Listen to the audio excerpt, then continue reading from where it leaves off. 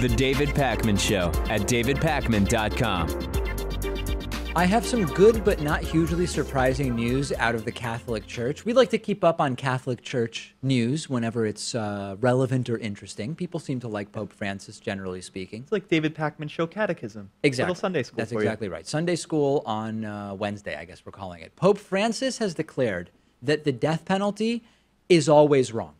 And I don't think that this is that surprising, although it does represent a change in church teaching. And I think increasingly it's obvious that the Catholic Church should be opposed to capital punishment of all kinds. They haven't been historically, but I think it does fit. And I think that particularly with Pope Francis, who, I mean, listen, it's still the Pope of the Catholic Church, right? You're not going to get a super progressive, enlightened, secularist perspective from the Pope of the Catholic Church.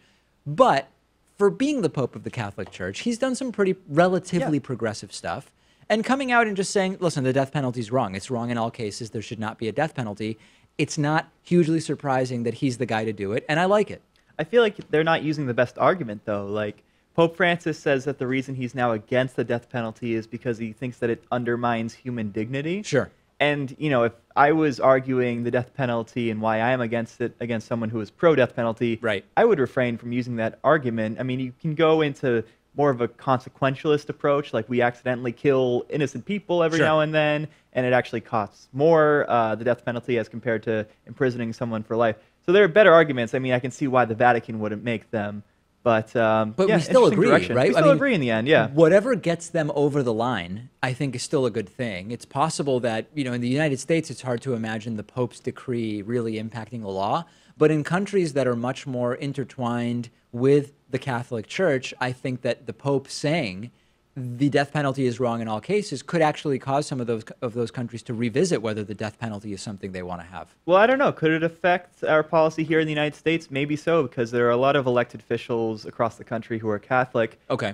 Namely, the governor of Texas, Abbott. Yep. He's a Catholic. Texas executes more people than any other state in the United States.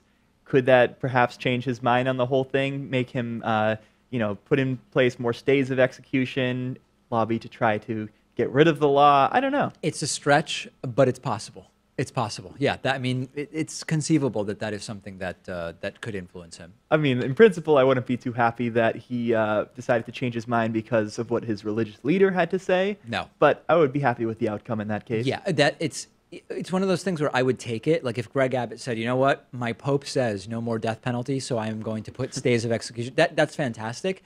But at the same time, I completely reject on principle that we should be making decisions about what civil government should do on the basis of what a religious leader in the Vatican says. Yeah, especially if the next Pope isn't so progressive and it turns out that they changed their stance on gays, on birth control, on abortion, death penalty. Then we could just go back and forth for a while. I do talk every once in a while with people about the death penalty, and you mentioned the argument about how we do kill innocent people. And that's a good argument in my mind because it's a realistic argument. And the way it sometimes distorts the conversation is people will say, okay, let's now talk about if you knew it would be perfectly implemented, if you knew no innocent person would ever be killed, then would you still oppose it? And then, of course, my answer is yes, and then there's a whole other list of reasons. And I've found that sometimes, even though for me, it's such an injustice that innocent people are being killed, aside from the fact that I don't think we should have the death penalty, I'm not sure that it always pushes the debate forward in the best way, because then people will say, okay, but let's just debate it theoretically. And I usually have to make a decision between saying, well, okay, there's this whole other list of reasons why I'm against it, or saying, you're never going to know 100% that somebody is guilty. I wouldn't even concede that point. I think I would just reassure that you will never know if someone is, purely guilty or not. And we have a justice system. We've had it for, a long time, and it's been, in some cases, screwing these innocent people. Yeah. What's to make us believe that it's going to change overnight? I mean, I don't see that reason. I think what they try to say is in the next 25 years, we might have some way where some crimes, through a combination of video evidence, brain scanning, and DNA, like you would know 100%. Like there would be no doubt about it. What about in those cases? And I do think that in a way, it's sort of a concession to the wrong argument, although I find it, practically speaking, very, very compelling. We talked a little bit about online voting a couple weeks ago, and I got a lot of emails from people saying, David, this is a disastrous idea, sending me videos about why it's bad and how hacking can completely subjugate an entire election. West Virginians who are serving overseas in the American military are actually going to be able to vote in federal elections with a smartphone app. And this is something that's being done because it is difficult for troops living abroad to vote sometimes. You can get absentee ballots sent over, but oftentimes these troops don't have like a stable physical location. So even getting them an absentee ballot, when it could take 10 to 14 days to get it to them, and they're going to be in a different place, they don't know exactly where, it can be difficult. So now the West Virginia Secretary of State is promoting this. And the idea is to try it out only with a category of voters who are difficult to mess with, right? The idea being that you're not going to, I guess by stereotype, and I guess it's probably true, members of the military aren't going to be messed with into somebody, I don't know, taking their phone and casting a ballot for them that they don't want to cast or whatever. So the idea here is going to be to use the Boston company Votes' system. It's VOATZ, Votes.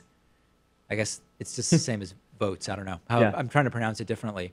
And they're going to be allowed to vote federally. I think that this is very interesting. I get that there are technological risks, but what people don't understand about the technological risks are that in human history, every time there has been some advancement in technology, there has been a way to potentially interfere with the accuracy and integrity of that technology. That's never going to go away. And to me, it doesn't seem like a reason to hold back progress. Now, the counter would be, okay, that's fine, David, but if you mess with someone's paper ballot, you have to mess with it one ballot at a time. And that's much more difficult to do than in order to swing an election than to just hack online voting systems and just change thousands or tens of thousands of votes with one keystroke. I get that. I just don't think historically it's been a good argument for holding back progress. Yeah, I'm still undecided on this because, as you mentioned, on the one hand, hackers can stay one step ahead all the time, right?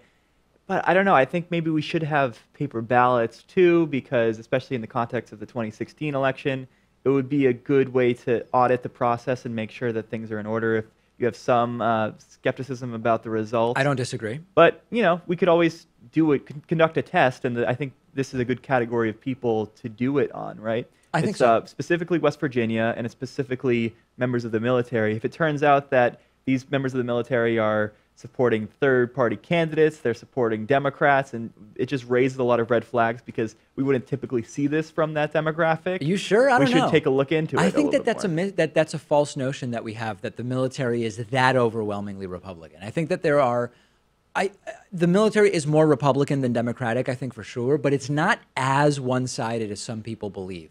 Well, I mean, I'm just saying, like, if in 2016... If the results in some way were off. Yeah, I get what you're saying. Right. Yeah, versus the baseline. Here's where I step back and think about it. In 150 years, are we still going to be doing like hanging chads or lever ballots or like, it's just very hard to imagine that we're going to keep the systems we have in 150 years. So I think we're better off just developing the best systems to move forward because it's going to happen. And then maybe we can consider more of a direct democracy, right? Instead of having our elected officials decide on key issues, we could have more like national ballot referendums. Maybe so. And vote more directly ourselves. Like I think Estonia is experimenting with that. Yes. I'd love to be able to do that. I would be more involved in the political process, which I like. I'm going to be personally investigating the Estonian technological advancements that are part of their democracy. And maybe we will talk about that on the program sometime soon.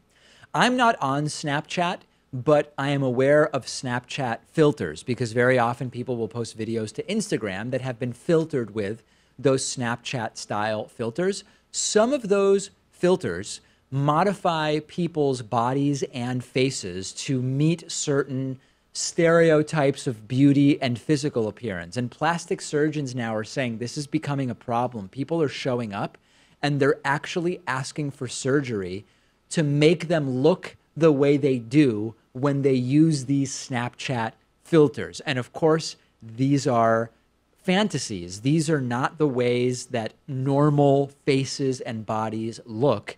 And it's a real problem. It's like if somebody showed up with a Barbie doll and said, these are the proportions that I want, and then a doctor has to explain, you know, in a real person, you would not be able to walk if those were your proportions. People are showing up and saying, I want to look like this, and it's a fiction Snapchat filter. It's interesting you bring up the Barbie doll reference, because I think that was more of the thing they were going for like 10 years ago, before the advent of Snapchat. Now that we have these filters, we can like see how we look normally in the mirror when it's just ourselves versus how we look with these filters over us, and we can kind of compare.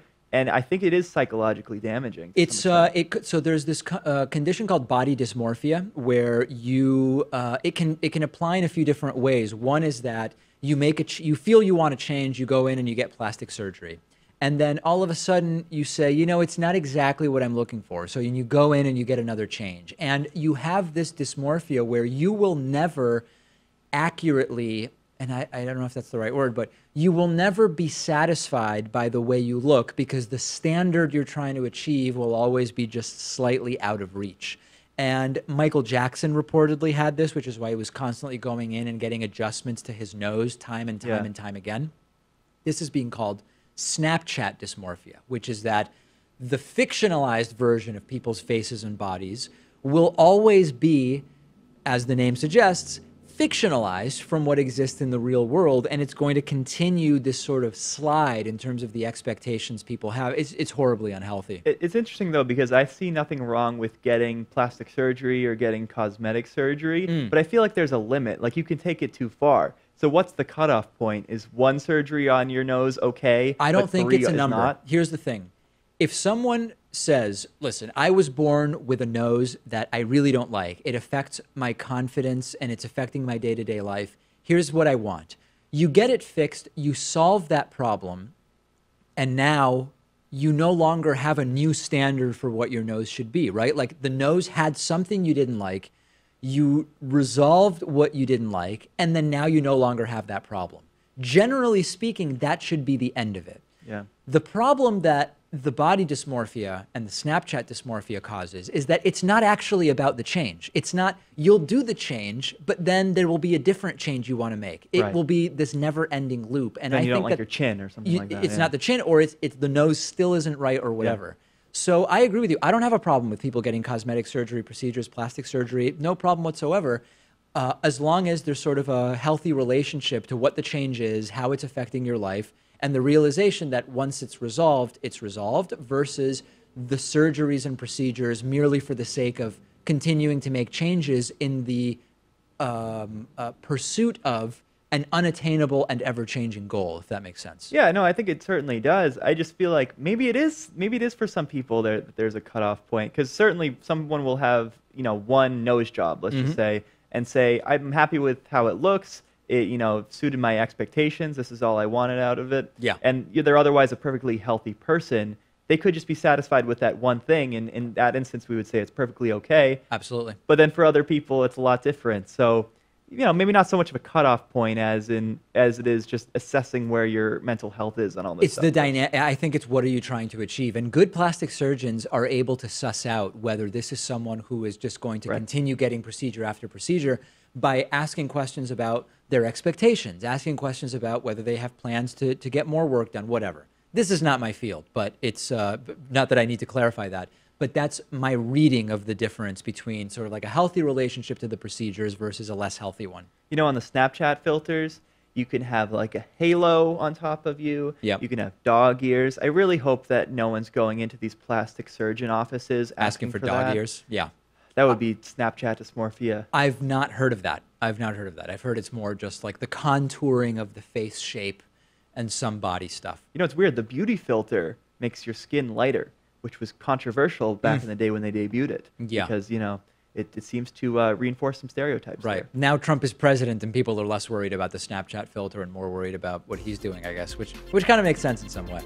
Send me your thoughts about plastic surgery, cosmetic surgery, Snapchat dysmorphia, filters, all that stuff. We'll talk to you tomorrow. The David Pakman Show at davidpakman.com.